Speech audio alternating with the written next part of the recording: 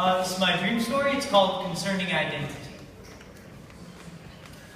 Park bench, faces a pond, trees all around, sitting on the bench, staring ahead, feeling the pulsating of the forest all around, feeling all nature slowly inhaling and exhaling as a unit, sensing the breath of the autumn wind rustling across the leaves of the trees in short, gentle gusts, noting continuous ripples across the surface of the pond, circles of disruption beginning in the center and expanding through the otherwise calm water.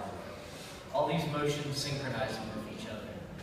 Inside the chest of the forest, having to hold fast against the action of its lungs, obsessed with the vibrations each element created.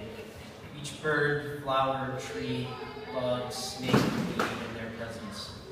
Pleasant at first, then a new presence.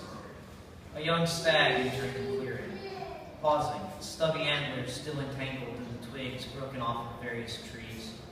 Completely unique vibrations emanating from this contact between these two parts of nature. Beady black eyes glaring at the intruding presence on the park bench. A head turning to look at the stag. A sudden sensation of not being welcome. The vibrations of the forest no longer comforting. Inhaling when the forest exhales.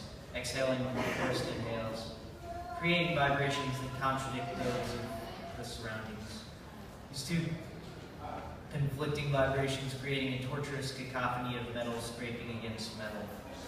Slowly stretching a trembling hand, reaching for the arm of the park bench for support, so as not to upset the delicate flow of nature any more than merely existing in this place. Falling to the ground, trying to shut out the noise when the movement only made it worse. Screaming, "What do you want with me? What do you want with me?" And dismayed when the sound does not rise above the wailing of misguided, conflicting vibrations.